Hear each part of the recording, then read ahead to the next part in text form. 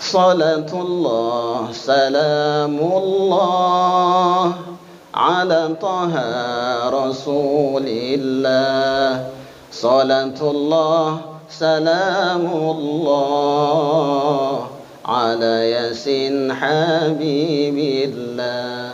Mari sama-sama Pak. Salatullah salamullah ala taha rasulillah salatullah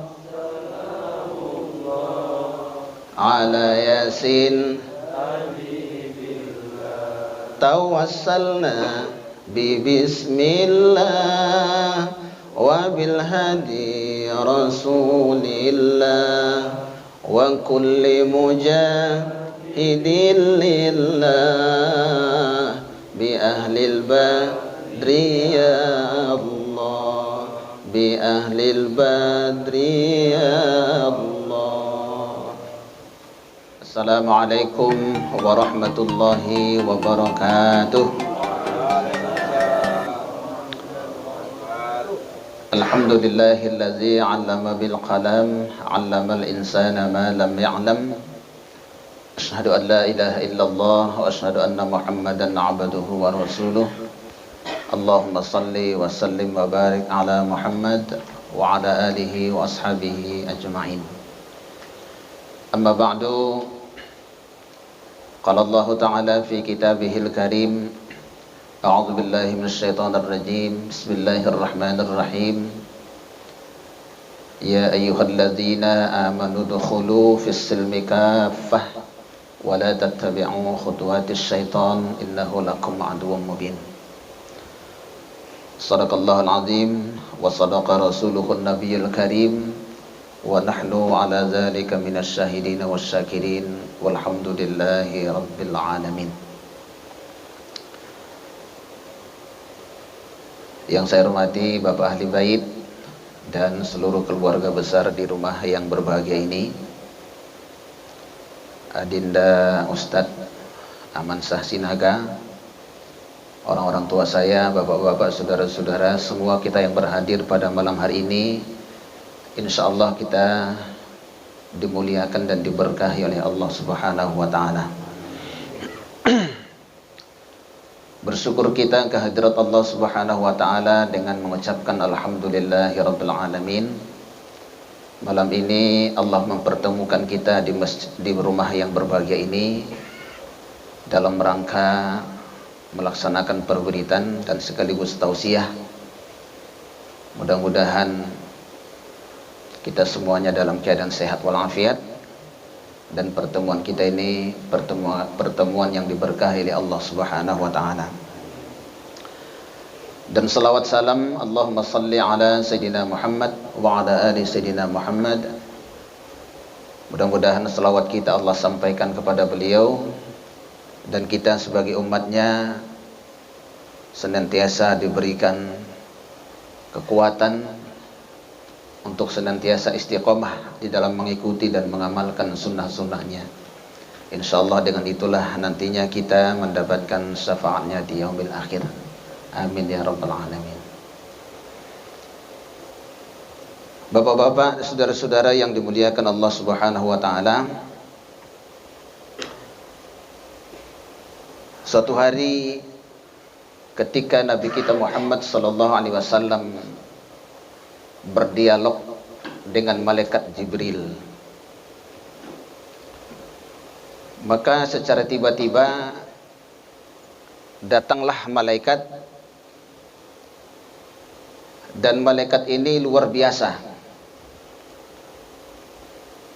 Jari-jarinya ada 1 juta jari-jari. Bayangkan Pak, jari-jarinya 1 juta. Kalau Bapak berapa jari-jarinya Pak? Hah? 10. Nah, berarti kaki Bapak nggak ada jari-jarinya. Iya kan? Harusnya 20. Kalau 10 berarti kakinya nggak ada jari-jarinya. Lalu kemudian Rasulullah bertanya kepada malaikat Jibril, "Ya Jibril, ini siapa ini malaikat ini?" Lalu malaikat yang jari-jarinya 1 juta tadi mengatakan, aku adalah malaikat yang ditugaskan oleh Allah Subhanahu wa taala untuk mencatat, menjumlahkan berapa banyak hujan yang turun. Jadi kalau ada hujan turun di pegunungan, di daratan, di lautan, ketika hujan turun, malaikat ini mampu mencatat, tidak ada satupun yang meleset. Berapa jumlah hujan yang turun bisa dia hitung dengan baik. Walaupun serentak hujannya. Tetapi malaikat ini mengatakan, sesungguhnya aku tidak mampu menulis, mencatat, menjumlahkan. Ketika ada majelis ta'lim, mereka di situ berzikir, membacakan ayat-ayat Al-Quran, maka sesungguhnya orang-orang seperti ini aku tidak mampu mencatatnya berapa besar pahalanya. Lalu kemudian mereka membacakan salawat di dalamnya. Jadi orang yang ada di majelis ta'lim, lalu mereka berzikir, lalu kemudian mereka membacakan salawat, kata malaikat ini, kalau itu nggak bisa kucatat. Nah, bisa kita bayangkan Pak, hujan yang begitu banyak jumlah turunnya bisa dicatat dengan baik, tapi begitu ada majelis taklim lalu mereka berzikir, berselawat kepada Nabi, malaikat ini tak mampu mencatatnya, begitu besar pahalanya. Dan mudah-mudahan pahala itu Allah limpahkan kepada kita bersama. Amin. Nah, tapi kita mesti selawat dulu Pak, supaya lengkap.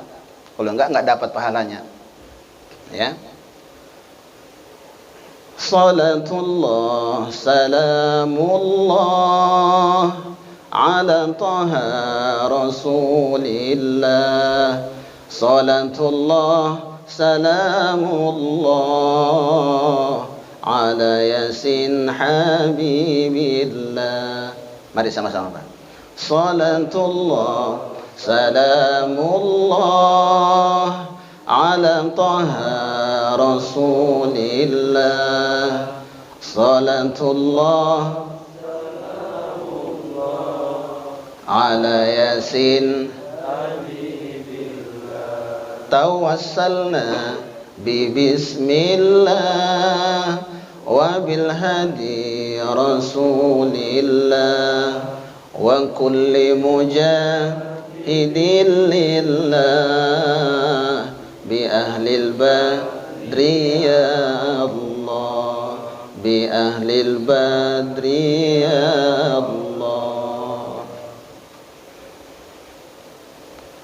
Bapak saudara yang dimuliakan Allah Subhanahu wa taala, pentingnya salawat ini, kata Rasulullah sallallahu alaihi wasallam, orang yang ketika namaku disebutkan, ketika ada orang mengatakan sallallahu alaihi wasallam atau Muhammad Rasulullah sallallahu alaihi wasallam, tapi mereka yang mendengar tadi tidak membacakan salawat, maka itu adalah contoh orang-orang yang bakhil. Nah, jadi kalau kita nggak mau bersalawat kepada Rasulullah, namanya disebutkan orang, kita tidak berselawat, maka itulah contoh orang-orang yang bakhil. Bakhil itu apa Pak? Pelit. Pelit itu apa? Holit. Tahu Bapak holit kan? Holit itu kikir. Kalau bahasa Padangnya sampili kariang. Polit. Ceke, nah itu. Nah, orang pelit ini Pak, orang pelit aja nggak suka nengok orang pelit. Ya kan Pak? Dia orang pelit, tapi paling nggak suka dia nengok orang yang pelit. Padahal dia pelitnya minta ampun Pak. Politan itu katanya. Nggak ada yang bisa diminta dari dia katanya. Jangankan harta bendanya, uang sebagainya, dosanya aja diminta nggak dikasihnya katanya Pak. Itulah luar biasanya Pak. Dia bicara orang pelit, tapi dia justru lebih pelit daripada orang yang dia ceritakan tadi. Nah, kalau malaikat yang menurunkan hujan tadi siapa Pak? Kalau tadi kan mencatat berapa banyak jumlah hujan yang turun. Kalau yang menurunkan hujannya malaikat Mikail. Mikail ini ada dua tugasnya. Satu, menurunkan hujan. Dua, membagi-bagikan rezeki. Jadi rezeki yang kita dapatkan hari ini, yang kita makan, yang kita minum, itu adalah tugasnya malaikat Mikail membagi-bagikan rezeki tadi. Kapan dibagi itu, Pak? Di waktu subuh. Maka orang yang tidak bangun subuh, dia tidak kebagian rezekinya lagi. Rezeki sudah habis dibagi-bagi. Tapi ada orang bilang kan, tapi ada orang yang bangun jam 8, jam 9, malah jam 10, tapi rezekinya lebih banyak ketimbang orang yang bangun subuh katanya. Malah yang subuh itu gak banyak rezekinya katanya. Bapak yang saya muliakan, orang yang dapatkan rezeki tidak di waktu subuh tadi, rezekinya banyak, tapi itu rezeki yang tidak diberkahi oleh Allah Subhanahu wa taala. Nah, jadi Bapak kalau mau dapatkan rezeki yang berkah, bangunlah di waktu subuh. Subuh itulah pembagian rezeki yang berkah. Habis subuh nggak ada lagi rezeki yang berkah.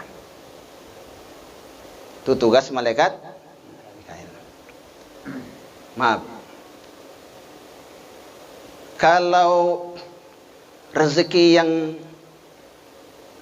dapat dibagi-bagi waktu pilkada dulu, Pak, itu siapa yang bagi, Pak? Yang cepet limpul 200. Itu yang bagi malaikat Mikail, Pak.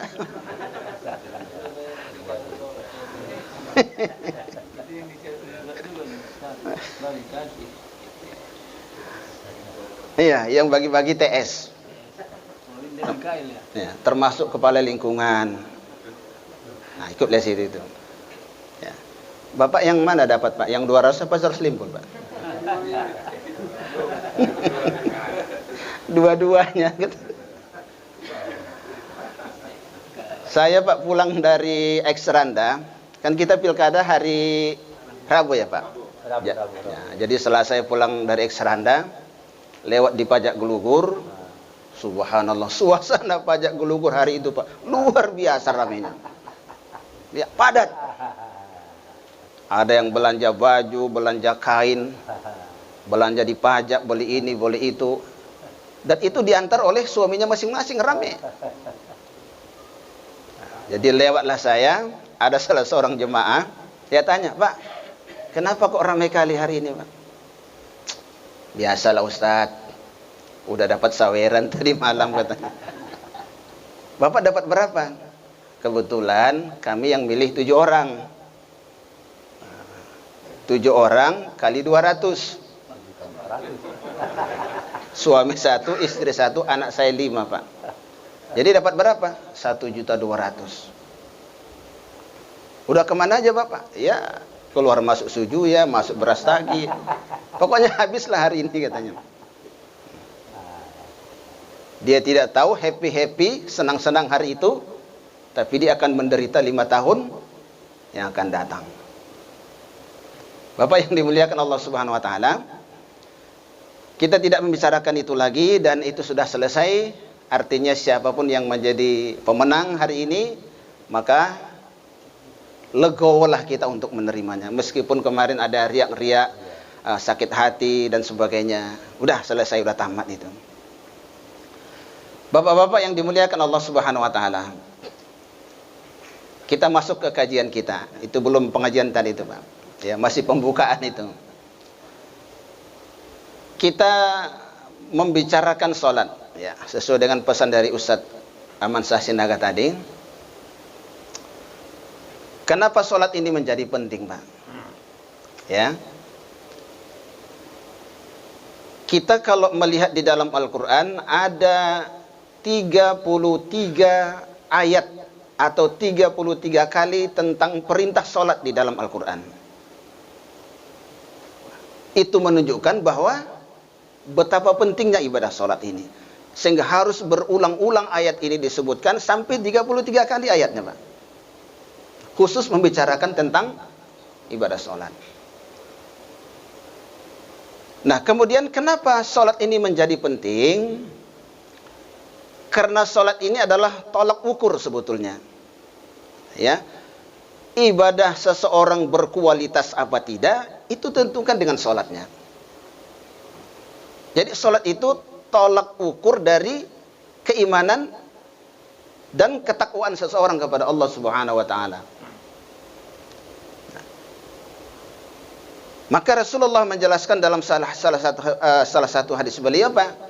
Awwalu ma yuhasabu bihil abdu yaumal qiyamah as-shalah. Yang paling awal, yang paling pertama nanti di hari kiamat ketika kita dibangkitkan dari kuburnya masing-masing, kumpullah kita di padang mahsyar, masing-masing mempertanggungjawabkannya perbuatannya masing-masing, hidup sudah nafsi-nafsi, yauma la yanfa'u malun wala banun illa man atallaha biqalbin salim. Pada hari itu tidak ada lagi berguna harta, kekayaan, saudara, sanak famili dan sebagainya, kecuali orang-orang yang ketika ruhnya menghadap Allah Subhanahu wa taala, qalban salim, hatinya dalam keadaan bersih dan suci, bersih dari dosa-dosa. Jadi yang pertama kali diperiksa itu adalah salatnya. Iza saluhat, kalau salatnya baik, salatnya bagus, maka semuanya akan ikut menjadi bagus. Tetapi kalau salatnya rusak, maka kemudian yang lain pun ikut menjadi rusak. Jadi kelihatannya Pak, salat ini adalah yang sangat menentukan buat kita. Apakah di hari kiamat kita mendapatkan kebahagiaan atau justru sebaliknya itu ditentukan dengan salatnya. Nah, maka salat ini Pak jangan bermain-main. Ya. Jangan bermain-main.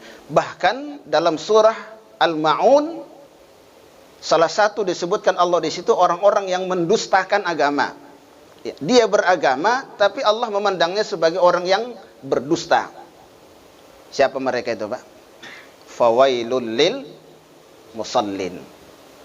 Maka nerakawillah bagi orang-orang yang mendirikan salat. Nah, kalau orang-orang yang masih salat aja, Pak, masih terancam dengan nerakawil, bagaimana dengan orang yang tidak melaksanakan ibadah salat? Jadi kadang ada orang Pak sibuk dengan amalan yang sunnah, ya kan Pak, sibuk baca yasin, sibuk wirid, sibuk mengamalkan ibadah-ibadah yang sunnah, tapi sholat 5 waktunya tidak tegak. Pak, itu ibadah-ibadah yang sunnah tadi Pak, kalau sholat wajibnya tidak jalan, kemana mau dicantolkan ibadah yang sunnah ini? Wirid malam Jumat baca yasin, malam Kamis baca yasin, baca suratul Ikhlas, tapi sholat 5 waktu tidak. Maka ibadah ini kemana mau dicontohkan? Ya. Maka di dalam hadis Rasulullah yang lain disebutkan as-salatu imaduddin. Salat itu adalah tiangnya agama. Tiang ini Pak, kita kalau mendirikan satu bangunan yang kokoh, mendirikan rumah, mendirikan bagas, apalah namanya, pasti harus ada tiang-tiang penyangga yang kokoh. Kalau tidak ada tiang yang kuat, maka rumah bangunan tadi serapi apapun, seindah apapun bangunannya, dia pasti akan menjadi roboh. Kenapa? Karena tiangnya nggak ada. Nah, maka jangan hanya fokus ibadah yang sunnah, tapi fokuslah ibadah yang wajib. Kalau kita menanam padi, rumput tidak usah ditanam, dia akan ikut menjadi tumbuh. Tapi kalau kita menanam rumput, ada nggak padi ikut tumbuh? Tidak ada orang tanam rumput padi tumbuh. Tapi kalau padi ditanam, rumput itu akan tumbuh dengan sendirinya. Fokuslah dengan ibadah yang pokok, maka yang sunnah akan terbawa dengan sendirinya. Tapi kalau kita fokus ibadah yang sunnah, fardu tidak kita kerjakan, maka yang sunnah akan menjadi sia-sia nanti di hadapan Allah Subhanahu wa taala. Nah, makanya Pak, kerjakan sholat ini dengan sebaik-baiknya. fokuslah dengan ibadah sholat. Karena orang selamat di dunia, selamat di hari kiamat. Sukses di dunia, sukses di hari kiamat, itu tergantung dengan sholatnya.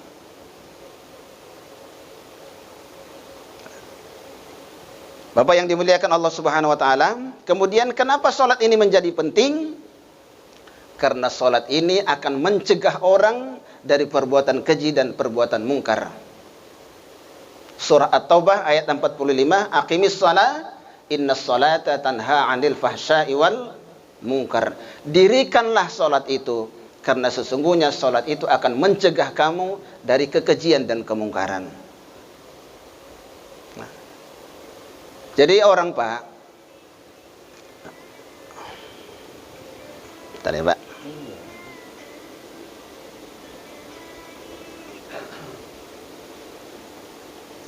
Halo, Assalamualaikum.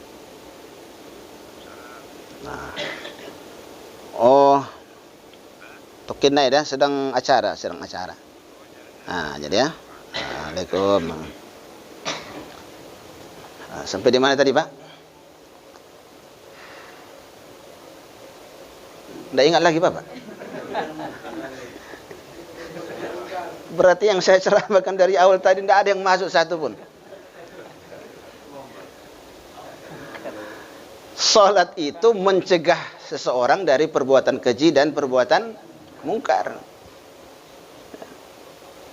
Artinya gini, Pak, orang kalau mendirikan salat secara benar akan melahirkan orang-orang yang benar. Benar salatnya, dipastikan benar perkataannya, benar perbuatannya, benar tingkah lakunya. Kenapa? Salatnya benar. Kalau salatnya baik, akan melahirkan orang-orang yang berakhlakul karimah. Jadi tolak ukur seseorang baik atau tidak itu ditentukan dengan sholatnya. Jadi ada orang tanya, bagaimana Pak? Ada orang sholat rajin, tapi yang lain-lain rajin juga. Sholat rajin, sholat 5 waktu nggak pernah tinggal. Tapi judi juga rajin. Minum tua oke. Riba dimakan terus. Suap menyuap jalan terus, tapi sholat dia, Pak. Berarti sholat itu tidak menggambarkan buat dia untuk menjadi orang baik. Ya, kalau baik sholatnya, maka akan melahirkan orang-orang yang baik. Nah, inilah yang kita lihat hari ini, Pak. Banyak pejabat ditangkap KPK, korupsi, masuk penjara. Saya tanya dulu, Pak, mohon maaf ya. Itu yang ditangkapi KPK, mulai dari pusat sampai ke daerah, itu kebanyakan kan orang Islam itu, Pak. Ya, Muslim. Kira-kira orang itu sholat apa enggak, Pak? Sholat. Udah haji bolak-balik, umroh setiap saat. Sholat juga. Tetapi kenapa korupsi masih jalan terus?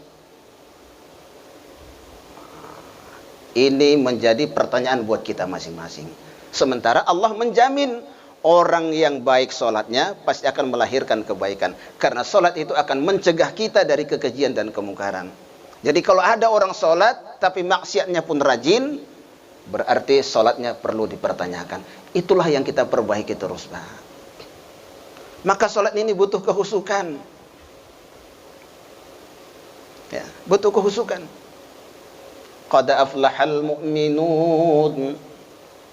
Sungguh beruntunglah orang-orang yang beriman. Alladzina hum fi salatihim khashi'un. Orang-orang yang ketika dia melaksanakan salat, salatnya dalam keadaan khusuk. Kehusukan salat itulah yang melahirkan kebaikan tadi.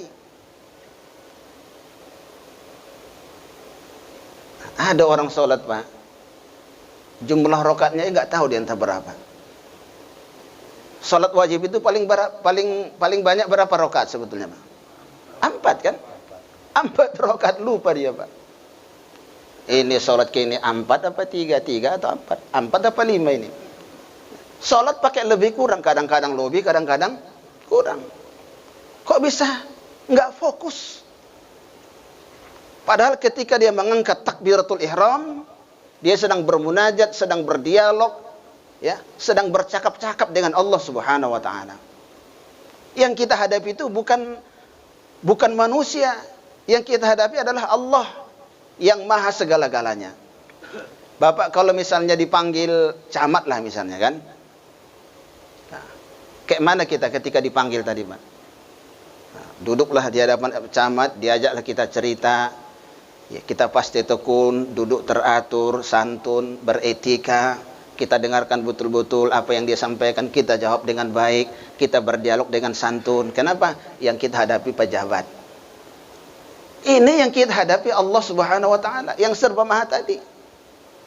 Tapi kenapa ketika kita menghadap Allah justru kita tidak fokus dengan ibadah salat kita? Nah, inilah yang dimaksud tadi fawailul lil musallin. Orang yang lalai dengan salat itu maka menyebabkan dia masuk ke dalam neraka wil. Nah, makanya sebetulnya Pak, kalau mau khusyuk itu sudah dimulai dari ketika kita akan mengambil air wudhu.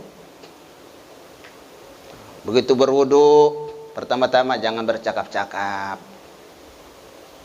Ya Pak, ada orang Pak ambil wudhu sambil kombur dia Pak. Dia ada kabar kan. Langsung orang mandan kelapa sawit itu turun katanya. Kombur dia Pak. Wudhu jalan, ngomong jalan terus. Itu akan mempengaruhi kepada sholatnya. Nah, fokus, ambil air wudhu secara sempurna.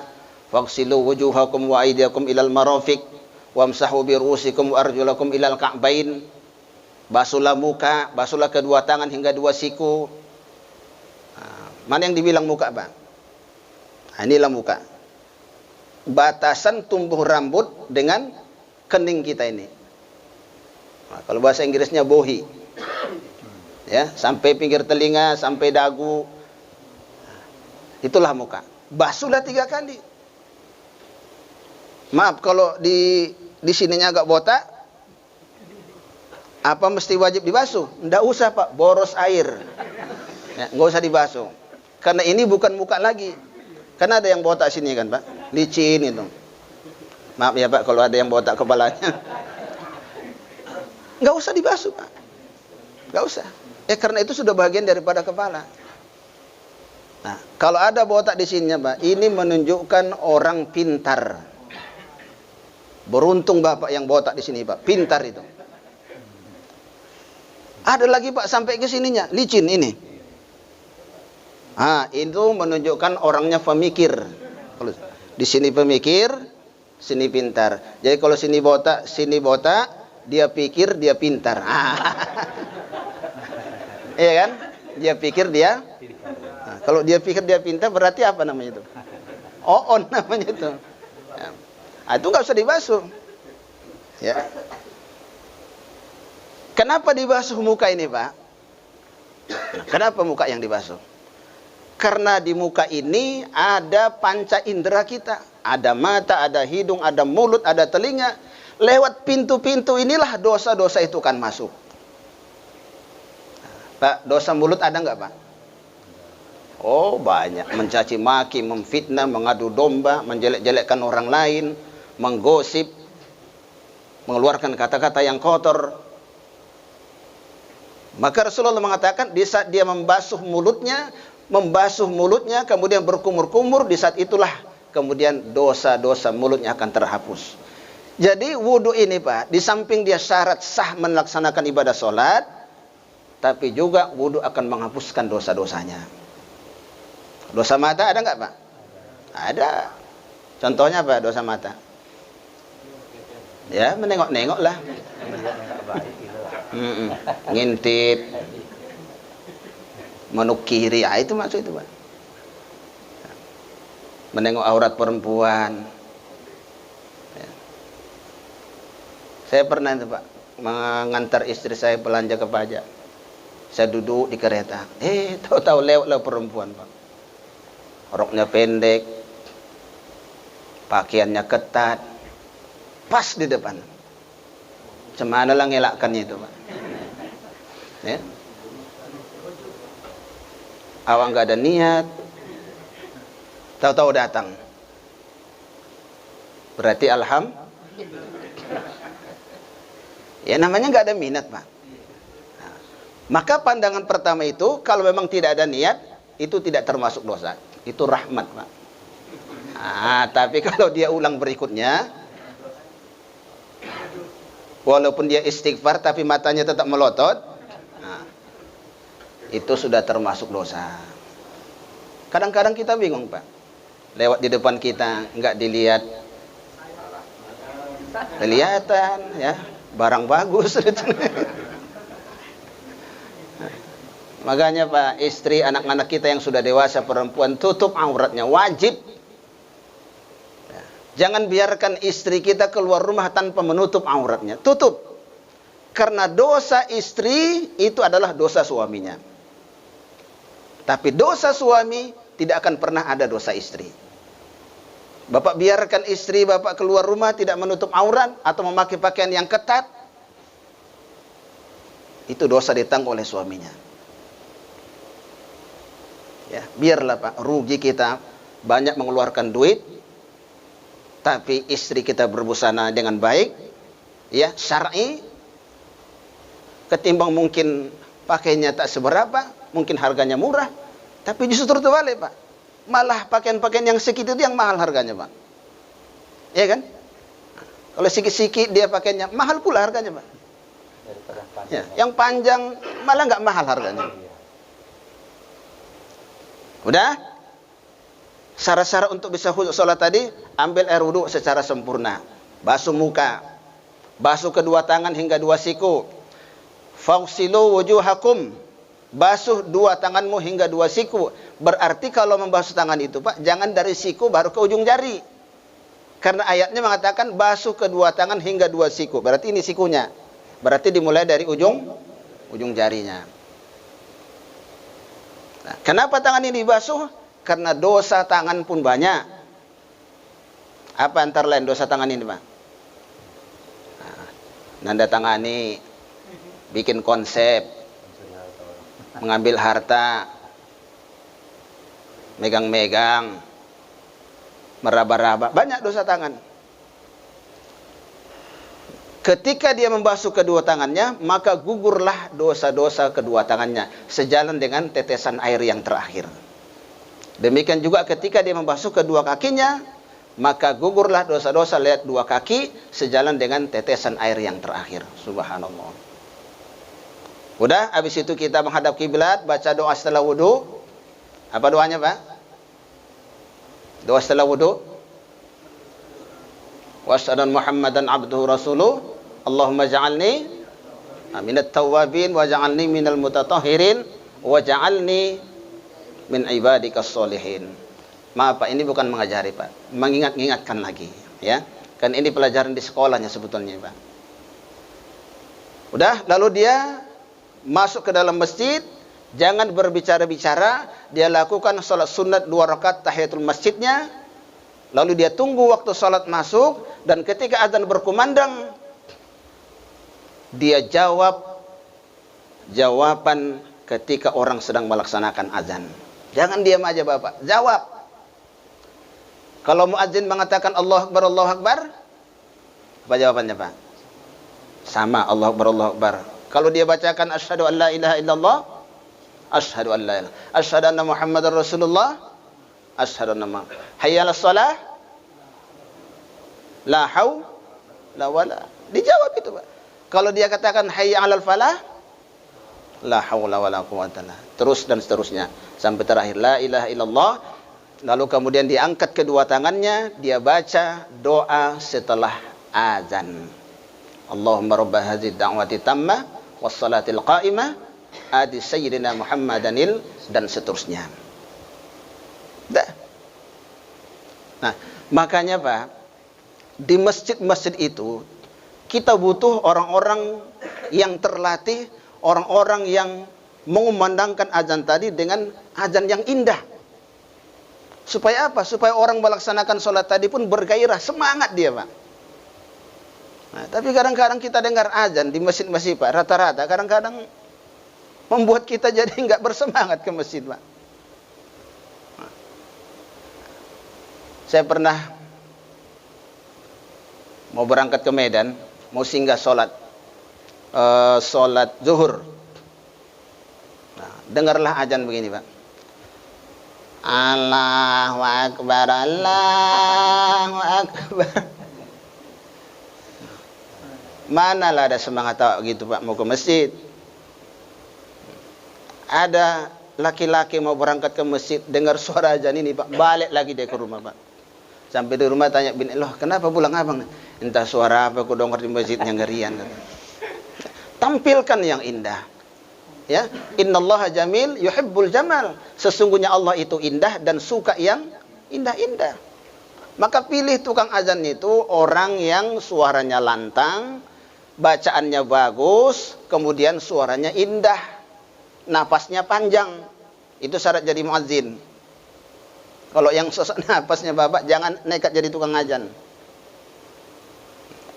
Kata Rasulullah, ada 2 keistimewaan yang diberikan Allah kepada orang yang azan di masjid.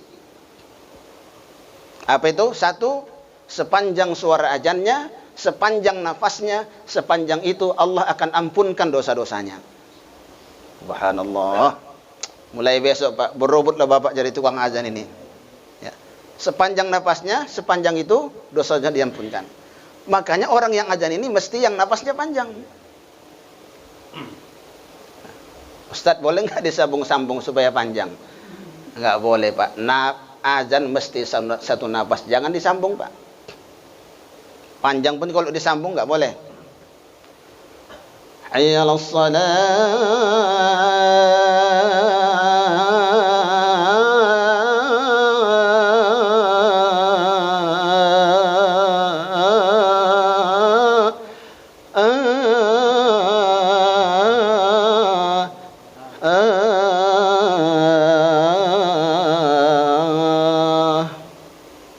Kalau gitu, Pak, jangankan 1 jam, 1 hari pun tahannya gitu itu. Ya. Tapi nggak boleh sambung-sambung. Satu nafas. Nah, yang kedua apa? Kata Nabi. Orang yang panjang azannya, yang sering azan di masjid, nanti di hari kiamat, ketika dia berbangkit dari kuburnya, kumpul di padang mahsyar, orang-orang yang sering azan ini, Pak, subhanallah, lehernya panjang-panjang, Pak. Enggak pala panjang kayak leher zebra itu, enggak, ya. Ada perbedaan orang yang sering azan di masjid, lehernya, dengan orang yang tak pernah azan. Kalau yang enggak pernah azan ini, Pak, lehernya menyondot. Tahu Bapak menyondot? Pendek gini. Kayak enggak ada lehernya. Nah, tapi kalau yang azan ini, Pak, panjang, justru menambah keindahan. Nah, makanya, Pak, kalau Bapak nggak pernah azan semasa hidup, nanti leher Bapak pendek-pendek semuanya, Pak. Nampak itu nanti kelihatan di situ. Yang pendek-pendek lehernya, oh ini berarti dulu di dunia nggak pernah azan ini. Ya. Tapi supaya panjang, walaupun dia napasnya panjang, jangan pala panjang kali, Pak. Ya, mana tahu napasnya mendukung, suaranya bagus, panjang. Bukan apa-apa, nanti Bapak lupa sama azannya. Jadi saya dulu, Pak, waktu kuliah di Padang, ada teman saya suaranya bagus, napasnya panjang. Mungkin saking sornya azannya ini, lupa dia sama azan itu. Lupa dia. Hayya 'alas Allahu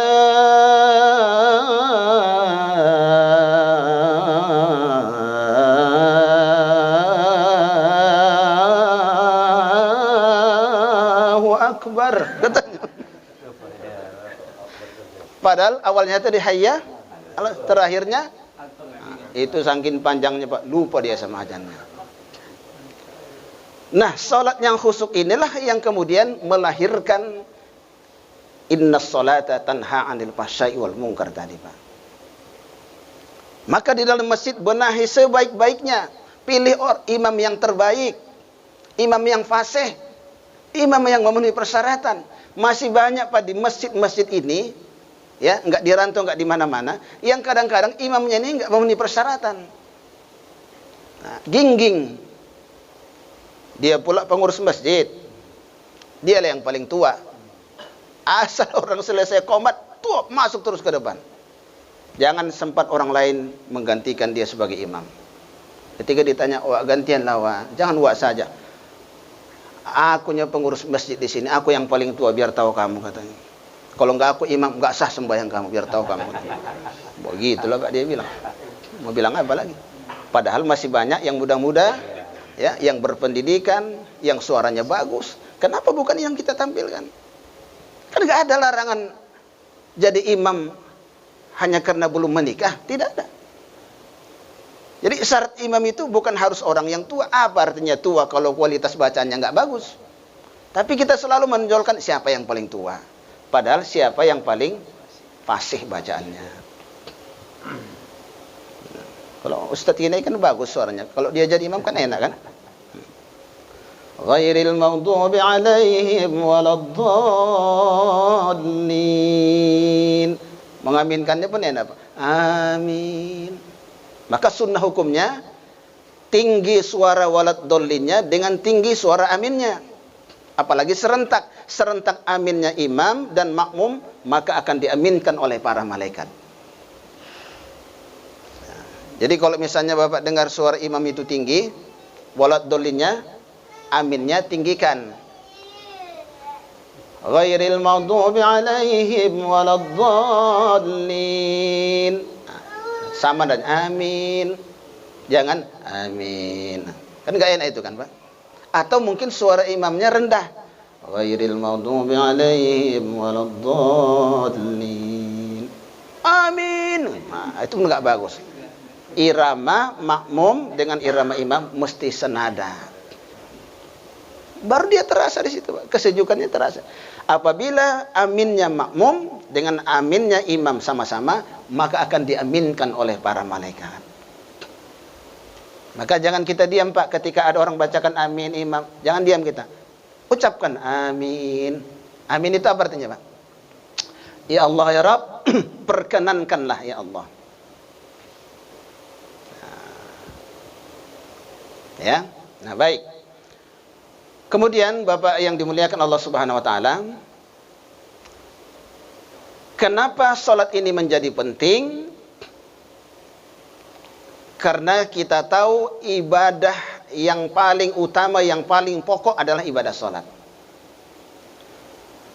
Kalau ada perintah zakat, perintah puasa, perintah haji, itu cukup Allah turunkan ayat melalui perantara malaikat Jibril untuk menyampaikan kepada kita tentang wajibnya berpuasa. Ya ayyuhallazina amanu kutiba alaikumus. Nah, ini tinggal 2 minggu lagi, 2 bulan lagi, Pak, lebih kurang ya. Masuklah bulan puasa. Ada perintah salat, cukup Allah turunkan ayat yang berkaitan dengan perintah salat. Ada perintah zakat, cukup Allah turunkan ayat yang berkaitan dengan zakat. Ada perintah ibadah haji termasuk rukun Islam tadi, cukup Allah turunkan ayat yang berkaitan dengan haji. Walillahi 'alan nasi hajjul baiti man istata'a ilaihi sabila. Tapi begitu kaitannya dengan salat, tidak cukup perintah aqimis shalah, tapi mesti salat ini langsung dijemput oleh Rasulullah sallallahu alaihi wasallam, langsung berhadapan dengan Allah menerima perintah salat ini. Coba, Pak. Yang fardu yang lain tadi, Pak, tidak perlu dengan bertemu Rasulullah dengan Allah Subhanahu wa taala. Cukup dengan ayat turun. Tapi begitu urusan salat, Pak, mesti langsung dijemput oleh Rasulullah dalam peristiwa Isra dan Mi'raj Nabi kita Muhammad sallallahu alaihi wasallam. Begitu luar biasanya salat ini, Pak. Maka salat itu adalah as-salatu mi'raju 'alal mu'minin. Salat itu adalah mi'rajnya orang mukmin. Kita tidak bisa mi'raj seperti Rasulullah, tapi ketika orang melaksanakan ibadah salat, hakikatnya dia sedang mi'raj, berdialog dengan Allah Subhanahu wa taala. Sayangi salat, Pak. Ya, jangan kita pernah lagi meninggalkan salat. Apalagi umur kita sudah rata-rata 40 tahun ke atas. Ya, sayangi salat kita. Karena kesuksesan itu ada di salat kita. Sukses urusan dunia, urusan pangkat, jabatan, kedudukan, rumah tangga, sakinah, itu semua tergantung kuncinya di salat itu. Maka pantas kata Rasulullah, as-salatu miftahul jannah. Salat itu adalah kuncinya surga, Pak. Nah, jadi kalau kita ingin mendapatkan kunci surga, menjadi penghuni surga, jawabannya adalah salat. Siapa sih orang yang tak kepingin punya kunci surga, Pak? Kita kadang-kadang sibuk mencari kunci sukses, kunci rumah tangga sakinah, mawaddah, rahmah, termasuk kunci-kunci yang lain, kunci pas, kunci Inggris, kunci kereta, kunci mobil. Cuman kuncinya aja, Pak, mobilnya nggak ada. Sibuk mencari kunci, tapi dia lupa kunci surga. Diabaikan salatnya begitu saja. Meskipun dia disibukkan dengan kunci-kunci sukses yang lain, tapi dia lupa mendapatkan kuncinya surga. Nah, kuncinya surga, salat 5 waktu. Nah, Bapak yang dimuliakan Allah Subhanahu wa taala, sebagai penutup dari tausiah kita yang singkat ini, maka ketika kita berdialog dengan Allah Subhanahu wa taala, berarti kita sedang menghubungkan kita dengan Allah Subhanahu wa taala. Hakikatnya orang yang sholat itu adalah orang yang sedang berdialog. Maka di sholat itu kita diperintahkan banyak berdoa, karena doa orang-orang yang mustajabah, doa yang didekat dengan pengabulan Allah Subhanahu wa taala adalah doa di waktu sholat, terutama ketika dia melaksanakan sujud, terutama sujud yang terakhir. Aqrabu ma yakunul 'abdu min rabbih wa huwa sajidun. Sedekat-dekatnya seorang hamba dengan Allah, dengan Tuhannya, adalah ketika dia sedang sujud. Maka mintalah di waktu sujud itu. Coba lihat, Pak, orang sujud, Pak, luar biasa. Sujud itu dengan 7 anggota badan. Kalau kurang 1 berarti nggak sujud namanya. 1 kepala, 2 tangan, 2 lutut, dan 2 ujung telapak kaki. Itulah yang dikatakan sujud. Maka inilah penghambaan manusia kepada Tuhannya. Disitulah kita baru merasakan Allahu Akbar, Allah yang maha besar. Kita ini lemah, dhaif, nggak punya kekuatan sama sekali, kecuali kekuatan yang diberikan Allah Subhanahu wa taala. Di waktu sujud itulah, Pak, penghambaan kita yang sebaik-baiknya kepada Allah Subhanahu wa taala. Maka disitulah banyakkan doa. Nah, makanya biasa itu kalau orang di sujud terakhir kan lama sujudnya kan, Pak. Nah, cuman kalau Bapak jadi imam, jangan lama kali sujudnya. Lama sujudnya. Nanti makmumnya bingung. Nah, ini udah bangkit dari sujud apa belum ini? Enggak juga. Akhirnya ditengoknya. Bona apa deh kata rupanya. Jangan. Nah, maka doa di situ pun bukan doa yang terlalu berlebihan lamanya. Lamakan dari sujud yang biasa. Nah, salah satu doa yang diangkat oleh kata Allah adalah doa yang dipanjatkan ketika mereka sedang selesai sholat 5 waktu. Doa orang yang tak sembahyang, Pak, tidak diangkat doanya. Ya, tidak diangkat doa orang yang tidak sholat 5 waktu. Nah, inilah, Pak. Bentar lagi mau puasa ini. Biasanya banyak undangan kenduri nih kan, Pak. Mau kirim doa sama si mati-mati. Bapak kalau mau diangkat doanya mustajabah, doanya dikabulkan, kenduri nanti, Pak, pilih-pilih orangnya. Pilih yang sholat. Karena doa supaya diangkat. Kalau yang tak sholat, tak diangkat doanya. Nah, pilih. Bila perlu tanya. Nah, saya ada kenduri, Bapak sholat apa enggak ini? Loh, ini kan kaitannya dengan doa nggak diijabah nanti. Kita undang 40 orang lebih, bahkan 100 orang, tapi nggak ada yang sholat. Macam mana doa mau diijabah? Macam mana kirim doa mau sampai? Ini serius ini, Pak. Jangan ketawa, Bapak. Ini serius ini. Kalau diundang tadi orang yang sholat semua, berarti doa terangkat. Kalau diundangnya atas sembahyang, nah, makanya pilih-pilih, Pak. Bapak sholat nggak? Mohon maaf ya, Pak.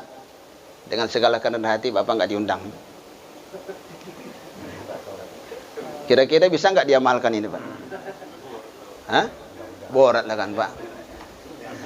Ini menimbulkan perpecahan ini, menimbulkan kekacauan. Jangan diamalkan, Pak. Jangan dilaksanakan. Ini teringatnya saja nih, Pak, bahwa orang yang tidak mendirikan sholat tidak terangkat doanya. Udah doa nggak diangkat, makan paling kuat pula itu, Pak. Yang tersembahyang. Nah, Dia yang paling kuat makan di situ.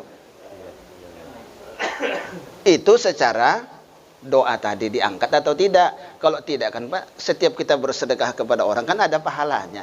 Cuman doanya nggak diopini Tuhan bahasa kitanya. Nggak dianggap ada. Kenapa? Dia memutuskan hablum minallahnya. Orang yang tidak mendirikan sholat 5 waktu, hakikatnya dia memutuskan hablum minallah. Dia putuskan hubungannya dengan Allah. Komunikasinya putus. Kalau dia nggak open dengan Allah, bagaimana Allah open kepadanya? Begitulah pentingnya ibadah sholat ini Pak. Oleh karena itu Pak, mohon maaf sekali lagi, hiasi sisa-sisa hidup kita ini. Hiasi sisa-sisa umur kita ini. Berapa lama lagi kita hidup Pak? Kira-kira berapa lama? Tanda-tanda kiamat itu udah banyak Pak. Ya kan Ustaz? Tanda-tanda kiamat udah banyak. Walaupun kiamat itu belum tahu kapan datangnya. Tapi tanda-tanda itu sudah ada. Terjadinya bala bencana, musibah, ya, tanah longsor, banjir, apalagi gempa. Itu tanda-tanda. Meskipun kiamatul kubra, kiamat yang sesungguhnya masih jauh. Nah, karena kata Rasulullah,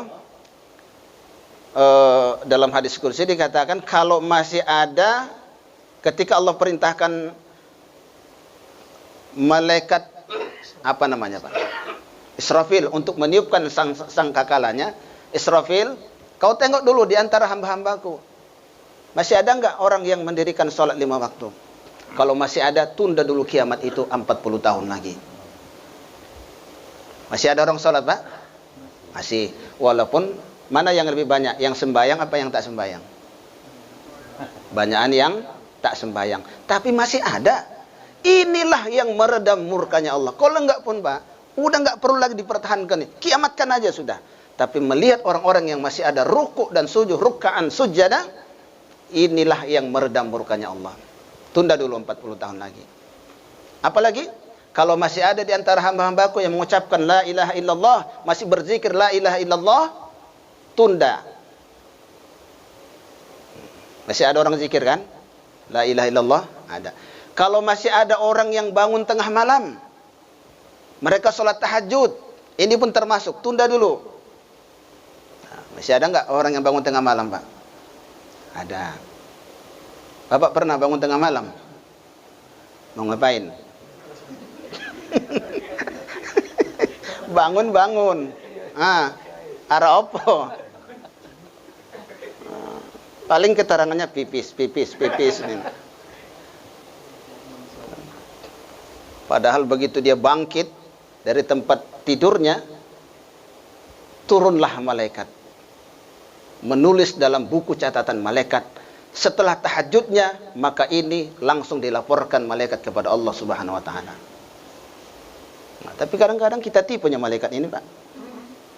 Begitu bangkit dari tempat tidur, malaikat datang. Ini ku catat ini. Kurasa mau sholat tahajud ini. Diikutinya terus sampai kamar mandi. Ditunggunya di luar Pak. Kurasa beruduk lah ini mau sholat tahajud. Habis itu keluar dia. Diikuti kurasa mau ngambil sajadah ini sholat tahajud kata malaikat. Mau ku tulis. Belum ditulis Pak. Naik dia ke tempat tidur Pak. Ditariknya selimut lagi. Enggak jadi dia sholat tahajud Pak. Untung belum ku tulis kata malaikat. Ya. Kena tipu aku katanya. Ku pikir sholat tahajud rupanya cuma pipis. Malaikat aja ditipunya Pak. Apalagi manusia kan. Luar biasa. Nah, satu lagi yang menunda hari kiamat itu apa? Kalau masih ada bayi-bayi yang menyusu kepada ibunya. Luar biasa bayi yang tak berdosa. Masih menyusu ke ibunya, maka tunda kiamat itu 40 tahun lagi. Nah, ini masih ada sini, masih ada nih kan Pak?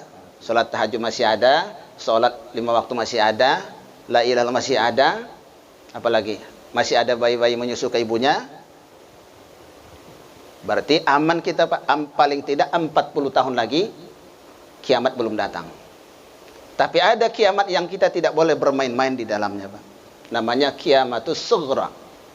Kiamat kecil, kiamat mini, kiamat orang per orang. Dunia belum kiamat.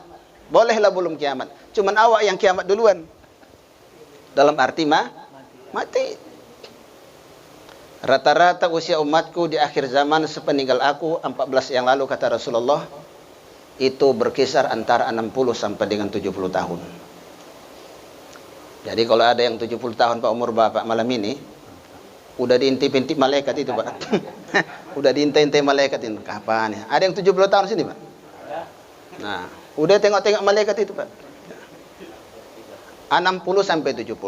Karena Rasulullah meninggal usia 63 tahun. Taruhlah kita bikin 60 Pak. Enggak usah 70 lah. 60. 60 Allah takdirkan kita meninggal dunia. Kalau 60 tahun malam ini umur kita udah 59 tahun. Berarti tinggal setahun lagi Pak. Ada yang 59 Pak di sini. Kalau 60 tahun umur kita, ternyata malam ini udah berumur 59 tahun tambah 11 bulan. Berarti 59 tahun 11 bulan. Tinggal sebulan lagi. Tambah 29 hari. Berarti besok. Allahu a'lam Pak. Umur tidak ada yang tahu pasti kapan. Inilah kita ini Pak. Nggak tahu kita siapa yang diantara kita ini duluan meninggal dunia. Betul Pak? Nggak tahu kita Pak. Jangan Bapak pikir, aku masih muda, berarti yang tua-tua itu. Pak, meninggal ini bukan berdasarkan huruf abjad. Kalau pakai A, B, C, D, tentu beruntung orang yang awal namanya Z. Terakhir meninggal kan? Maka yang paling dulu meninggal, yang awal namanya A. Siapa Pak? Yang A di sini. Awal namanya ada nggak? Ahmad, Abdul, nggak ada ya? Yang Z ada? Zainuddin, nggak ada ya? Oh, berarti aman Bapak itu Pak. Tapi bukan itu ukurannya Pak. Mati itu seperti kelapa, buah kelapa. Coba lihat kelapa itu Pak. Bunganya jatuh, putiknya jatuh, kelongkongnya jatuh. Apalagi muda jatuh, setengah muda jatuh, setengah tua jatuh, tua apalagi. Nggak pula dihutur-hutur, jatuh sendiri. Ya, nggak tahu kita Pak setelah ini siapa menyusul. Allah alam. Bisa ketua wiridnya duluan. Iya, siapa yang tahu kan? Bukan nakut-nakuti nih Pak. Bisa kalau Allah berkehendak, betul kan? Habis ketuanya baru bendaharanya. Habis bendaharanya baru sekretarisnya. Baru penasehatnya. Kalau ustadz biasanya belakangan itu. Ya, belakangan itu. Ustadz biasanya belakangan. Ya, itulah Pak. Marilah kita bersiap-siap menghadapi situasi ini Pak ya. Jangan lagi larut dengan berbagai macam perbuatan yang buruk, narkoba, apa semuanya ini. Luar biasa Pak. Kemarin tadi kita baca yang lopas dulu itu siapa Pak? Manbata itu udah ketangkap lagi. Ya. Apakah mau lepas lagi? Allahu a'lam. Ya. Luar biasa. Apalagi daerah kita kan rawan ini kan Pak. Saudara-saudara yang lain ada Kristiani, ada Pak tertuak di sana. Jangan pula ikut Bapak meramai-ramaikannya Pak.